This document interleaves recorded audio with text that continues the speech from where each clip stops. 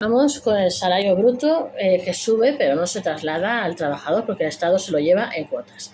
A los autónomos les cuesta cada empleado un 25% más desde que hay incrementos del SMI. Autónomos con empleados y pymes pagan un 3,9% más en cotizaciones sociales en el primer trimestre de 2025 respecto al mismo periodo de 2024, un coste que ha crecido un 27,7% en los últimos 10 años, según estimaciones basadas en datos históricos del INE. El coste laboral sube más por las cotizaciones que por lo que cobra el trabajador.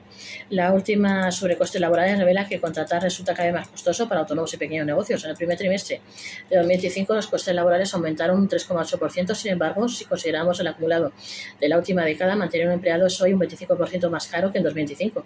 Los datos de la encuesta trimestral de coste laboral ETCL del Instituto Nacional de Estadística INE, que se dieron a conocer el pasado 17 de junio, ponen de manifiesto una realidad que complica la contratación, en especial para las empresas con menos margen para asumir este incremento de coste. Los costes no salariales han subido casi un 28% en 10 años porque crecen más las cotizaciones que los salarios.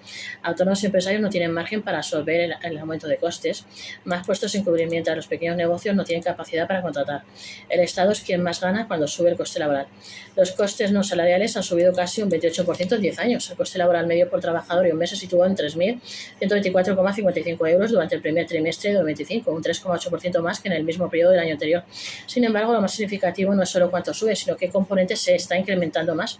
Así, mientras los salarios brutos crecieron un 3,8% hasta 2.290,46 euros, los costes no salariales, especialmente las cotizaciones sociales obligatorias, aumentaron un 3,9%, alcanzando aproximadamente 751 euros por trabajador al mes, el 90% de los 834,09 euros de costes no salariales. Esto significa que por cada euro que paga un autónomo en salario neto para su personal debe destinar casi un tercio adicional en cotizaciones e impuestos asociados, algo que penaliza de forma directa a quienes más difícil lo tiene. Pequeñas empresas sin músculo financiero y autónomos que quieren dar el salto y contratar. Esta tendencia es todavía mayor si se tiene en cuenta el largo plazo, ya que el incremento de los costes no salariales en los últimos 10 años alcanza el 27,7%, muy por encima del 24,1% del aumento puramente salarial. En conjunto, el coste laboral se ha incrementado un 25,02% hasta 2015. En la práctica, esta cifra se traduce es que en la actualidad un trabajador que percibe el salario medio en España de 2.290,46 euros recibe, después de impuestos y retenciones, alrededor de 1.749,39 euros netos al mes, dependiendo de sus circunstancias personales, como deducciones por paternidad, minusvalía, otras circunstancias y la comunidad autónoma en la que paga impuestos. Sin embargo, el empleador debe desembolsar mensualmente 3.124,55 por este trabajador. La diferencia, 834,09 euros, se la queda el Estado. Esta divergencia entre el coste laboral y el salario real que recibe un trabajador en su cuenta corriente a finales de mes es lo que lleva a que en muchos casos una subida salarial se diluya antes de llegar a su bolsillo. Debido a los diferentes tramos del impuesto sobre la renta de las personas físicas y IRPF, estos incrementos serán menores para los salarios más bajos, pero más elevados a medida que se incrementa el sueldo. Por ejemplo, para que le llegue de forma efectiva un euro más a este asalariado medio, el empleador debería pagar otro euro adicional. Dicho de otra forma, en este caso, por cada 2 euros que un autónomo le sube el sueldo a un trabajador, a este solo le llega la mitad, un euro. ¿Por qué crecen más las cotizaciones que los salarios? El primero es estructural. Estamos viendo un aumento progresivo de las cotizaciones sociales para sostener el sistema de pensiones, en parte por el nuevo mecanismo de equidad intergeneracional MEI, que se aplica incluso cuando el salario base no sube. Además, hay aportaciones obligatorias a la formación profesional y otros conceptos que se van sumando como costes fijos. El salario bruto apenas se mueve, pero lo que paga el empleador sí. De hecho, el análisis histórico de los datos del INE muestra una inversión en las tablas de costes laborales. A partir del cuarto trimestre de 2020, los costes no salariales empezaron a incrementarse más que los salariales, con una diferencia de más de 4 puntos. Un punto de inflexión que coincide precisamente con la puesta en marcha del mecanismo de equidad intergeneracional MEI. También se apunta a una decisión política que ha optado por no tocar el IRPF ni crear nuevos impuestos visibles, pero se ha ido elevando la carga sobre la nómina desde el lado del empleador, lo que a nuestro juicio permite al gobierno decir que no suben impuestos, a que la práctica lo están haciendo a través de las cotizaciones. Esta práctica se traduce en una forma indirecta de recaudación. Para un autónomo, contratar a un empleado en 2025 es un 25% más caro que hace una década.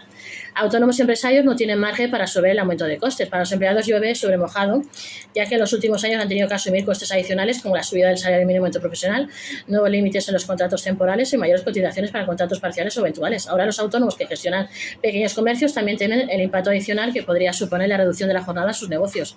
En este sentido, se afirma que para un pequeño empresario autónomo con 1 o 2 trabajadores significa menos margen, sin más ingresos, y se concluye que si los costes laborales suben pero los precios siguen igual porque no se puede pueden trasladar al cliente, la rentabilidad se reduce, lo que además se nota mucho más en negocios sensibles a la estacionalidad o al consumo interno como hostelería, comercio o servicios personales.